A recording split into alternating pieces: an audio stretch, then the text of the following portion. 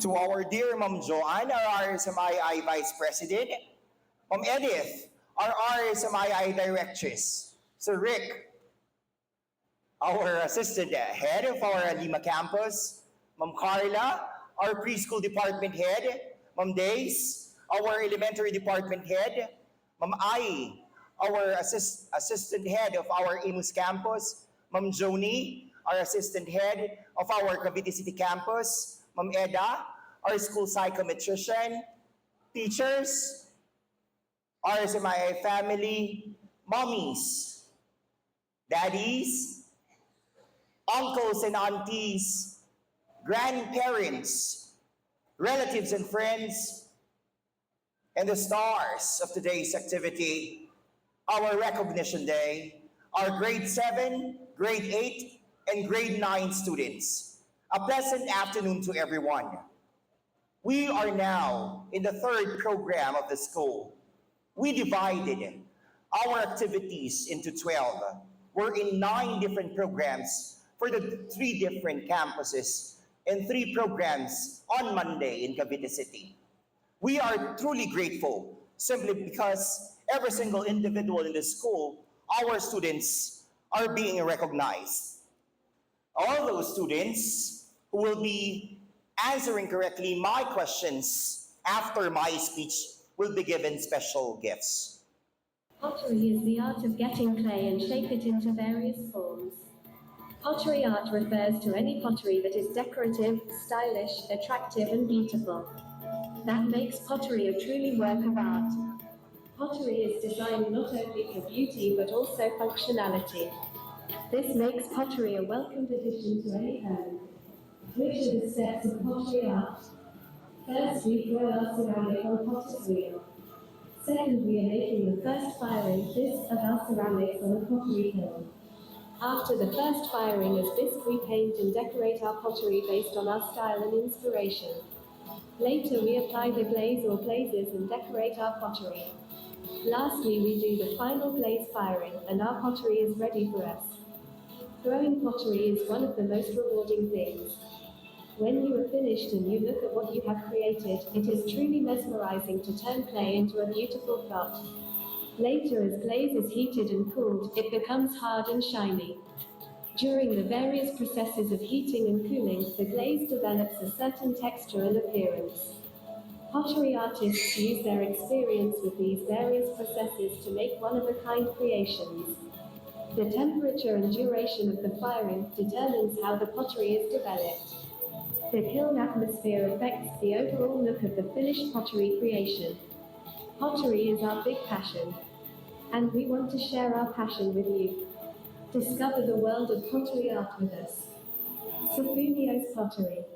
So today you will be recognized, and I'm sure that your parents are on the side. They are very grateful, and they are excited for you to receive your awards. But I know that it is not common that when our students are in the middle or in front, there's the complete list of attendees of parents. This is a special day, our recognition day, wherein we are so happy simply because we were given the chance to recognize nearing 100 students of the grade 7, 8, and 9, and nearing 200 parents on the side. I would like to share to all of you what captured my attention, why I chose this video. Pottery is the art of getting clay and shape it into various forms. Pottery. Pottery. We have the greatest spellers in the school, right? But pottery is a basic word. Scientific terms, different terminologies, those are what we spell. But pottery, hindi namin yan interest. But I would like to synthesize the video that I've shown to you in order for you to relate yourselves now and yourselves in the future. There are 3 perspectives that I'd like all of you to understand. 3 perspective. 1, 2, 3. The first one is the family. The second one is the school. And the third one is the society. But family, we are all aware of that. Society, it's too huge to talk about it right now. But I want to focus on the second perspective.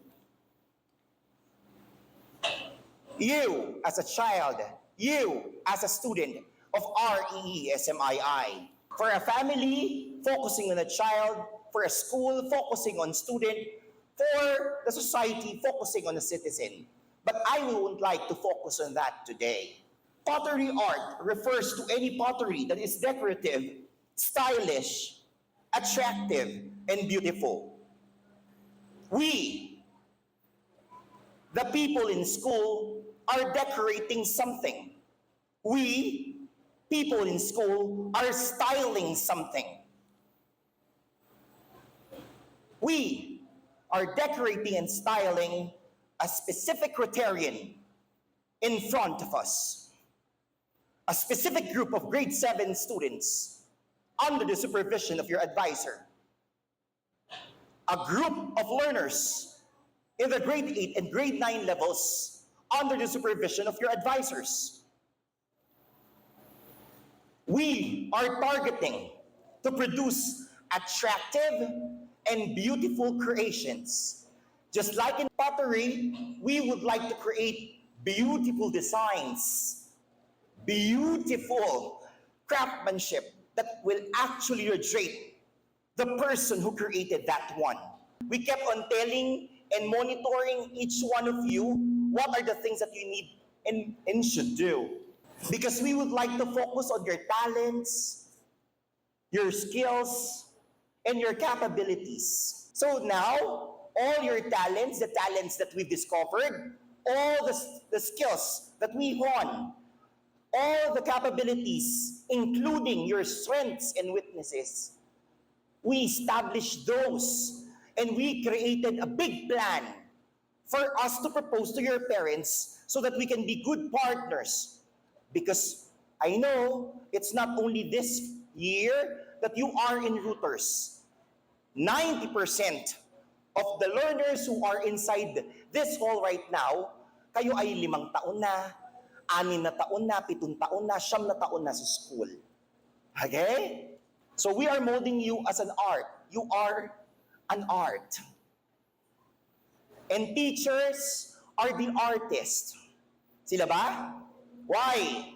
If your teachers inside the school ay sobrang mapagbigay, teacher, sige na, pwede na yan, gawin na natin. If your teacher is too strict, isang salita pa lang, isang tingin pa lang, you follow already.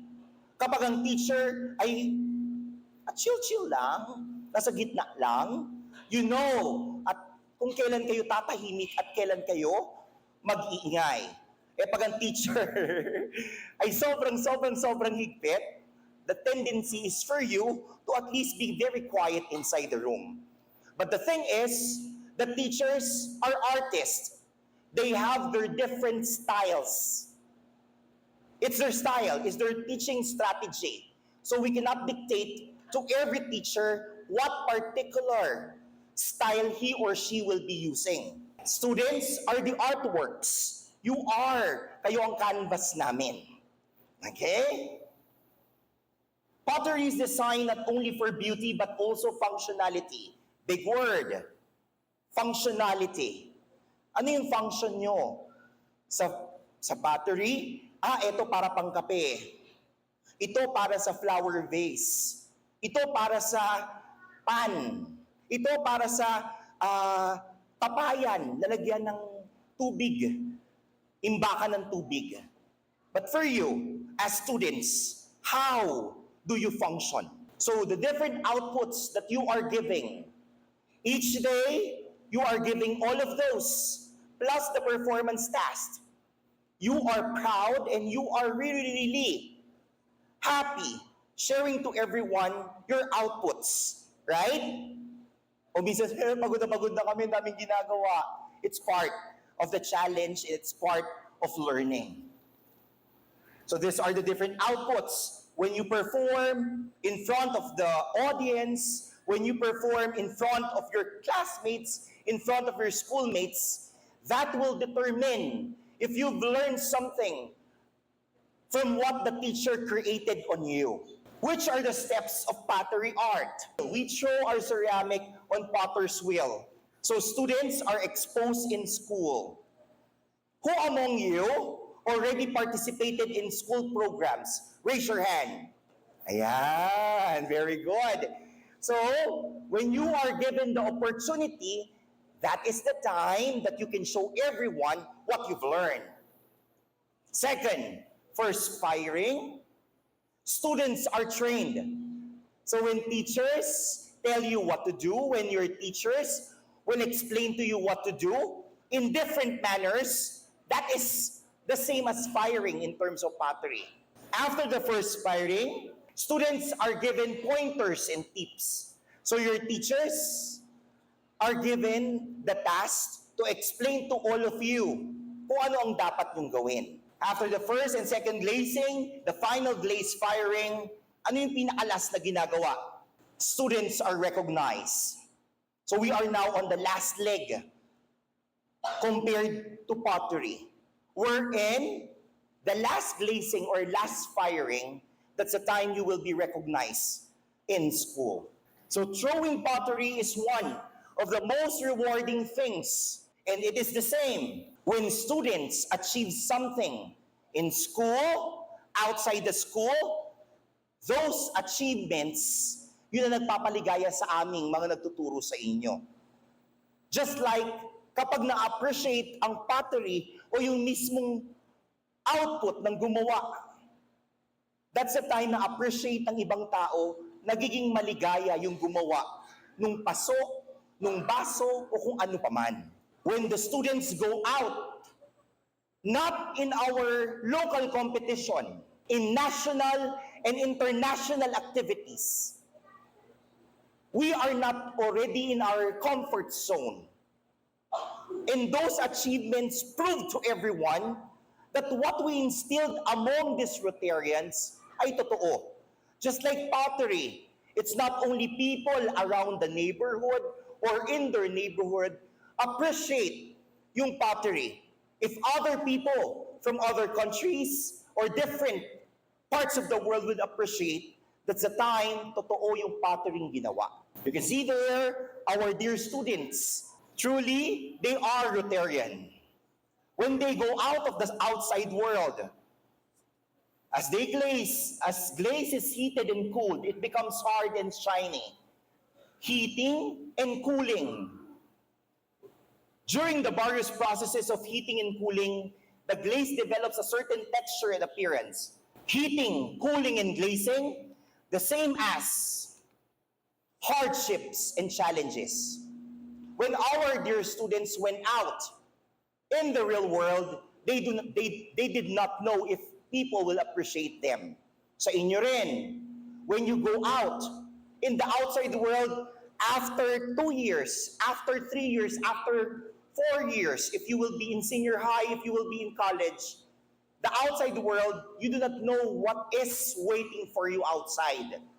But the preparations we've done will actually dictate to you who will be you in the future. If you will be confident and you will follow what I'll be sharing to you later.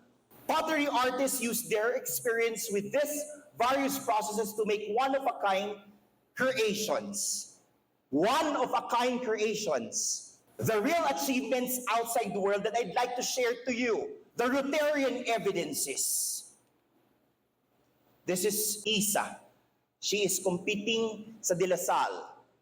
So siya yung representative de La Salle for Taekwondo. This is Kuya Inigo Torres for San Beda. He's a player, he's from us, from our school.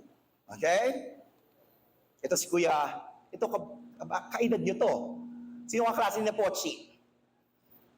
Diba kasabayan nyo, grade 10. Grade 10 si Pochi, okay? So he's from our school. Kuya Aaron, you know him. He is now an SK chairman. The leadership that we instilled in him prove to everyone na kaya ni Aaron. Kuya Eric, medtech, he passed.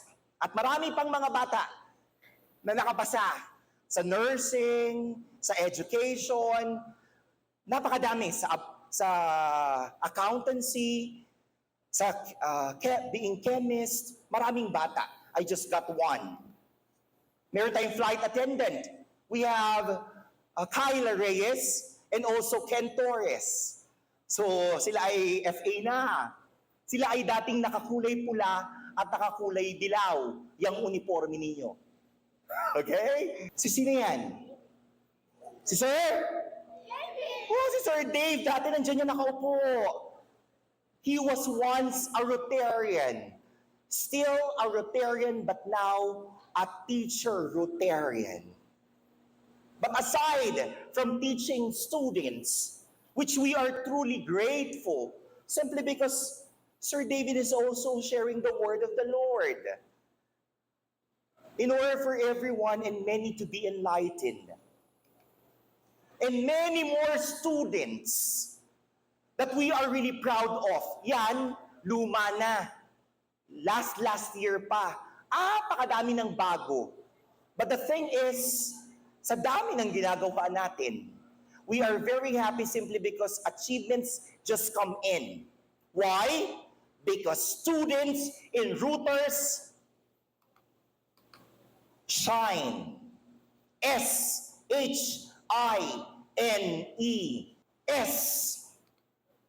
I want all of you to study. And we are very happy simply because even you go out of the school, the study habits that we shared to all of you and you shared to one another, madadala niyo yung paglabas. Second, you need to, ito kulang sa iba. Kasi sobra-sobra. Socialize. Napaka-friendly. Pero yung ibang mga hindi friendly, you need to learn that one. Study, socialize. And third one, I would like you to serve. Meaning that you need to have a helping hand to others. To your parents, serve them. Do chores at home. If you can allot time in order for you to massage their feet, massage their back, gawin natin. In order for us to at least pay back what they gave us. First one, eto dapat promise to. I want you to be healthy muna. So, puro 7-Eleven, puro junk foods, puro soft drinks. Eat healthy food. Ha? We need to be samples to our parents. Si Mami po ang pasimuno, okay? So, please refrain from eating sa fast food. Bawasan natin ng konti, okay? Next, be hopeful. Ngayon, nag-fail tayo. Tomorrow is another day. Ngayon, hindi natin nakuha. Baka bukas panahon ko na. And lastly, for letter H, be humble. Even you are the first, you are the winner, you are the best, let other people tell it to other people. It's not you who will carry your own share. Humility is a must. S-H, letter I. Have the initiative. Ayan, group project. Ako na yung leader. O nawala yung members, sinayaan na lang na sila gumawa lahat. Magkusa na tumulong. Tumatawa, no? Magkusa na tumulong. Do have the so-called initiative. Magkusa. Be inspired. Today, we are here. Who inspired you to be here? Sino ba dala sa inyo dito? Who inspired you to be here? Sir Ruther. Ako, may sobre ka na mamaya, anak. Who inspired you? Sino? Sina? Hindi. Kayo talaga. Tinuro mo na ang kaibigan. Your friends. Who else? The Lord. Who else? The parents. Who else? Myself. Yourself. Why? Tama po siya. Lahat pwede nating maging inspirasyon. Pero we need to inspire ourselves first. Baka kasi walang mag-inspire sa sarili mo. Okay? So, and lastly, for letter I, be inquisitive. You need to have the so-called curiosity. The overwhelming curiosity for you to be skeptic. For you to ask so many questions. Dapat matanong kayo. Dapat marami kayong gustong i-discover. Bakit? Kasi ang mga taong hindi nagtatanong, laging nahuhuli sa balita. Laging nahuhuli sa bago at puso. Letter N, be nice to others. O yan, nice to others ba? Totoo yun, mababait po ang Rotarians. Next, be neat and tidy. Pagising sa umaga, dapat nagliligpit ng pinaghigaan. Pag kumain, hugasan man lang ang plato na pinagkainan. Ang madamit na marumi pagkatapos mag-basketball, pagkatapos mo sa eskwelahan, kung hindi naman basa, tiklupin at ilagay sa lagayan sa laundry basket. Ingatan ang gamit, hindi yun umuwi, nakalimutan ang bag sa school. Or nakalimutang sarado yung pinto kasi meron namang katulong o meron namang magulang. You need to have the so-called neatness in you kasi ang kasunod nun, kalinisan. Be natural. Ang Rotarian ba? Natural na magaling? Yes. So we would like to see the natural children in you. Gusto namin, that's the reason why in school, do we have competition among you? Sinasabi namin, hoy, mas magaling siya sa'yo. Hoy, mas magaling siya sa'yo. Did you experience that? Yes. Anong yes? Hindi. Sino teacher? Wala, we're not practicing that. Why? Because the natural talents among you should come out. Why? If you will hear negative comments or feedbacks from people around, that will stop you from growing. It's just like a plant na nilagyan ng alambre at hindi na makawala. So you'd like to grow naturally. Do not be in a hurry. Ba't siya natutunan niya? 3x squared plus 5x plus 7. Ginawa niya, kinuha niya lang, minultiply niya yun to sa 2x squared plus 7 plus 8. Hindi naman susunod, pero ba't tama ang sagot niya? Bakit ako, sinulat ko yung 2 pahina, hindi pa rin tama ang sagot ko? There is the so-called perfect timing. Nauna siya, okay. There will be a time for you. Okay? Letter E, to conclude. First one, be excellent. No doubt on this, you're excellent. Be ecstatic. Overwhelming joy. You've seen Teacher Ruther. Pangatlo pa lang to, 12 to. Medyo mababa ang energy ko ngayon. Hindi ako masyadong, kanina sa preschool, I dance so much. Sa inyo kasi hindi pwede ng dance. You are now very close sa the so-called maturity. So the attack on you should be different. Hindi pwedeng kwentuhan. Hindi pwede, dapat seryoso.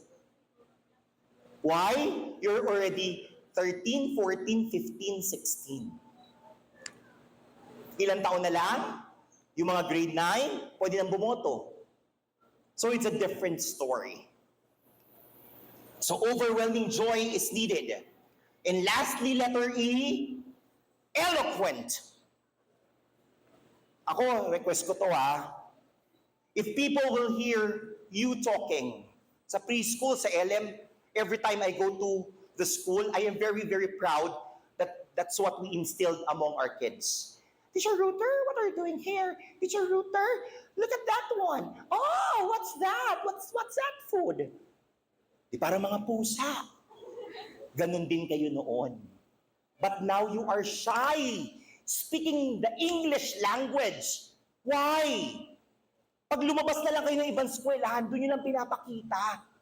If you stop practicing eloquency, fluency, you will not be spontaneous. Kailangan laging ginagamit. Kailangan laging sinasalita. Why? Not all schools instilled in the minds of the students that they should be good speakers of English. Sa iba, hoy, kunin niyo yan! Tasa yung papel niyo! Now, wala pang respect. Sa atin, we're not practicing that. Oration, declamation, nakapila, 10 kayo, tuturuan kayo mag-orate. Magde-declaim kayo, 15, nakapila, tuturuan kayo. Why is it that we are maximizing time? Because those are our objectives. We want students that when you go out of the school, people will say, saan ba yung router? But parang galing ka sa international school. Ay ma'am, I am from Ruther, Bacoor Branch, 39 Evangelista Street, Alima, Bacoor City. If you'll check the map, it's next to Alima. Sinabi ang H, kasi hindi naman Alima. Sabi Alima.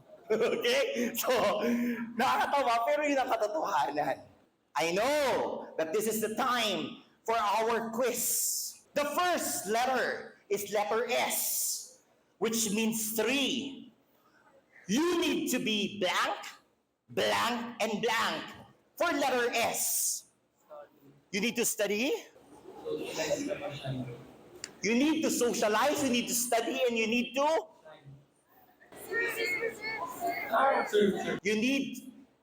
study hard, you need to serve, and you need to socialize. Letter H. You need to be healthy, hopeful, and humble. We need to be humble, we need to be healthy, and you need to be Hopeful. very good. Letter I. Letter I. You need to be initiative, you need to be inspired, and you need to be inquisitive. Very good. You need to have initiative, you need to be inspired, and you need to Be inquisitive. be inquisitive. Very good. Next, letter N. Nice, neat, and tidy in natural. Wow. You need to be nice to others, you need to be neat and tidy, and you need to be natural. And letter E. Ecstatic and elegant. N. Very good. You need to be excellent, you need to be ecstatic, and you need to be eloquent. And with that, I am complete already with my task. Your parents heard your answers. It's a difficult thing to capture the attention of high school students. You are already adults. You know all of those simply because you practice all of those in your real life, in the different activities and challenges you face each day. But these learners, if they captured what I've said, I am sure soon their pictures will soon to be the pictures I'll be using after 5 years, after 7 years, because they are proud Rotarians. Shine, everyone. God bless us all at pagpalagay tayo ng poong may kapal.